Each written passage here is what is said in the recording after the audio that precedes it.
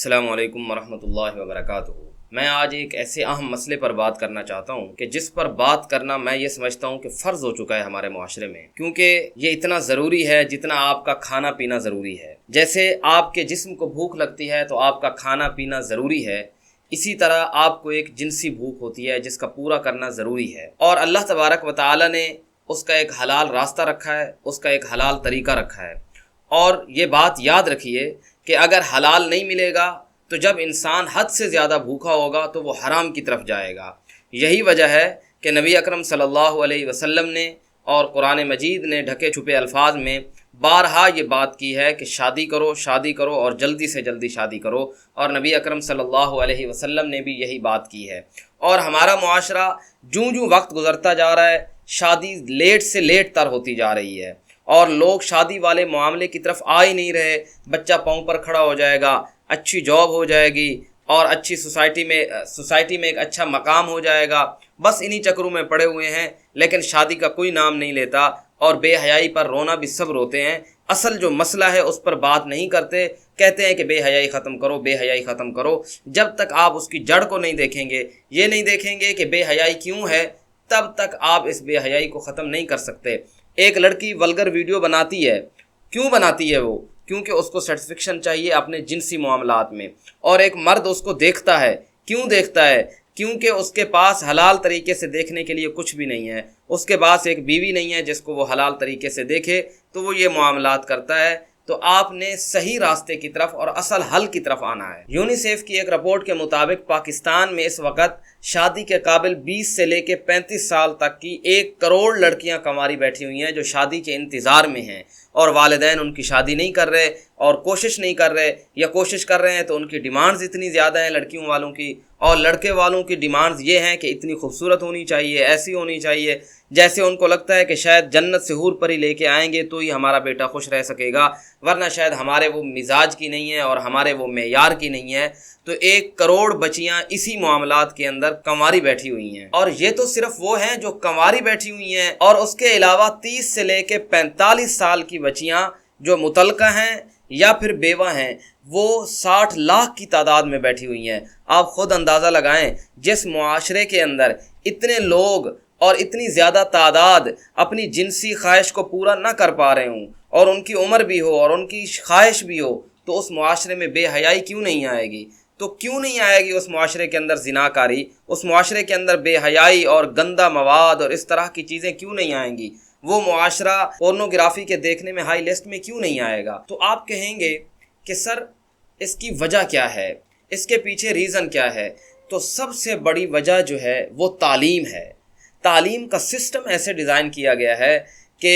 ابھی میٹرک ہو جائے گی، پھر ایف ایس سی ہو جائے گی، پھر آگے چلی جائیں گی بچیاں اور بچے، لیکن یہ کیوں نہیں ہو سکتا، یا کہاں پر لکھا ہے، یا کیوں پاسبل نہیں ہے کہ شادی کے بعد بھی پڑھا جا سکتا ہے؟ شادی کسی کو بھی تعلیم سے نہیں روکتی، شادی کبھی بھی اس چیز سے منع نہیں کرتی کہ پڑھا نہ جا سکے۔ میں یہ سمجھتا ہوں کہ اگر ایک شادی شدہ آدمی پڑھے گا تو اس کا ایک فوکس ہوگا، وہ آدمی ادھر ادھر چیزوں کو نہیں دیکھے گا، وہ ادھر ادھر دوستیاں کرنے میں مشغول نہیں ہوگا، چاہے ایک لڑکی ہو یا لڑکا ہو، شادی کے بعد پڑھنے میں اس کو فوکس نظر آئے گا، وہ فوکسڈ ہوگا اپنی پڑھائی کے اوپر، کیونکہ اس کا ادھر ادھر کے کاموں میں دلچسپی نہیں ہوگی۔ اور مادیت کا اتنا زمانہ ہے، دنیا پیسے کے پیچھے اتنا بھاگ رہی ہے کہ پیسے والا داماد چاہیے، بیٹی کی شادی کرنی ہے تو اس کے لیے سب سے پہلے گھر دیکھنا ہے، اور اس کے لیے بنگلہ دیکھنا ہے، اور اس کے لیے بینک بیلنس دیکھنا ہے، چاہے انہی ڈیمانڈز کے اندر اور انہی باتوں کے اندر بیٹی بوڑھی ہو جائے، لیکن آپ نے کسی غریب کو رشتہ نہیں دینا، آپ نے کسی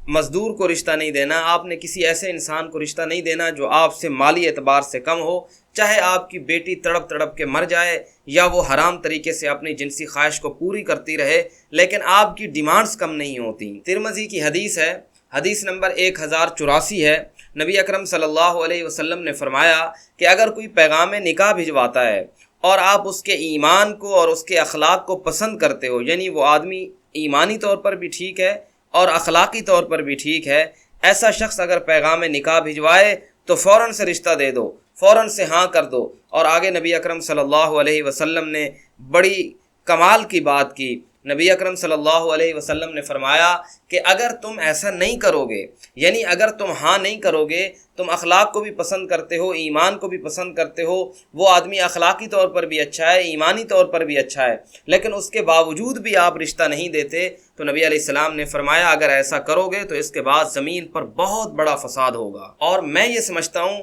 کہ وہ فساد کا زمانہ شروع ہو چکا ہے۔ نبی علیہ السلام نے جو فرمایا کہ آپ رشتہ نہیں دو گے، ہاں نہیں کرو گے تو فساد شروع ہو جائے گا، میرا یہ خیال ہے کہ وہ فساد شروع ہو چکا ہے، وہ فساد بچوں کے اندر پیدا ہو چکا ہے، اور یہ جو مرہون منت ہے یہ والدین کی مرہون منت ہے، یہ والدین کی وجہ سے فساد برپا ہے۔ میں والدین سے مخاطب ہوں، آپ اپنے والدین کو سنائیے گا کسی طرح یہ میرے ویڈیو کا پارٹ۔ میں ان سے یہ کہنا چاہتا ہوں کہ آپ نے بچی کو 24 سال کی عمر میں، 25، 26، 27 سال کی عمر میں یونیورسٹی بھیج رہے ہیں، اور آپ کو کیا لگتا ہے کہ اس کے اندر خواہش نہیں ہے؟ آپ نے اس کو فرشتہ پیدا کیا ہے اور وہ بچوں کے درمیان اور لڑکوں کے درمیان رہے گی، اس کے باوجود اس کے اندر خواہش پیدا نہیں ہوگی، وہ اٹریکٹ نہیں ہوگی۔ آپ کبھی یونیورسٹیوں کا ماحول جا کے دیکھیے، آپ کبھی جا کے دیکھیے کہ وہ کس طرح بچوں کے ساتھ اور لڑکوں کے ساتھ گھل مل کے رہتی ہے، کس طرح ان کے ہاں ٹچ کرنا اور چھونا ایک دوسرے کا ہاتھ پکڑنا نارمل ہو چکا ہے۔ حالانکہ نبی اکرم صلی اللہ علیہ وسلم نے فرمایا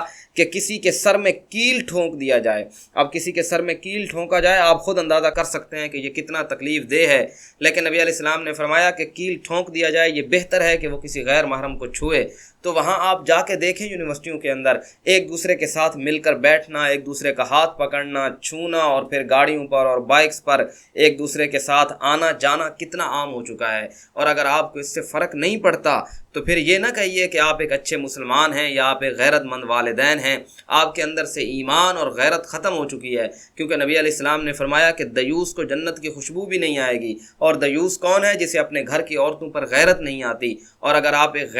غیرت مند والدین ہیں تو ان چیزوں پر غور کیجئے، اپنے بیٹے اور بیٹی کے فون کو چیک کر کے دیکھیے، آپ کو پتہ چل جائے گا کہ یہ دنیا کہاں تک پہنچ چکی ہے اور یہ معاملات کتنے خراب ہو چکے ہیں۔ آپ کو اندازہ ہو جائے گا کہ رات کو آپ کی بیٹیاں اور بیٹے کیا کرتے ہیں اور کس طرح کی باتیں کرتے ہیں اور کس طرح کے کام کرتے ہیں۔ میں اگر اپنا فون اور اپنے ڈی ایمز آپ کے سامنے رکھ دوں، آپ چیخیں مار کے رونے لگ جائیں کہ بچے اور بچیاں کس طرح کے معاملات میرے ساتھ شیئر کرتے ہیں کہ ان کی حالت کیا ہو چکی ہے۔ یا تو وہ چیختے رہتے ہیں، روتے رہتے ہیں کہ حرام بھی نہیں کر سکتے، حلال میسر نہیں ہے، یا پھر وہ حرام کے اندر اپنی عزت کو، اپنے پیسے کو، اپنے سب کچھ کو گنوا کے بیٹھے ہوتے ہیں۔ تو خدا را آپ کوشش کیجئے کہ جتنا جلدی ہو سکے ان کی شادی کرائیے، اور شادی کے بعد بھی تعلیم ہو سکتی ہے، شادی کے بعد بھی پڑھا جا سکتا ہے، بچی شادی کے بعد بھی ڈگری کر سکتی ہے، بچہ شادی کے بعد بھی پڑھائی کر سکتا ہے۔ آپ اپنی بیٹی بیاہ دیں گے، بہو لے کے آئیں گے، حساب وہیں کا وہیں رہ جائے گا۔ اور اللہ تبارک و تعالیٰ نے تو ویسے بھی رزق کا وعدہ کیا ہے، جہاں نکاح ہوتا ہے وہاں رزق میں برکت آتی ہے، بے برکتی نہیں آتی۔ اور آپ نے یہ سمجھ رکھا ہے کہ بچہ بڑا ہو جائے گا، نوکری کرے گا اور پتہ نہیں کیا بن جائے گا اور اس کے بعد اس کی شادی کریں گے۔ حالات اس طرح تبدیل نہیں ہونے، اپنی سوچ کو تبدیل کیجئے، اپنے بچوں کی جلدی شادیاں کیجئے، اور دیکھیے کہ آپ کے معاملات میں، آپ کے رزق میں، آپ کے گھر میں کتنی برکت پیدا ہوتی ہے۔ مجھے دعاؤں میں یاد رکھیے گا۔ السلام علیکم ورحمۃ اللہ وبرکاتہ۔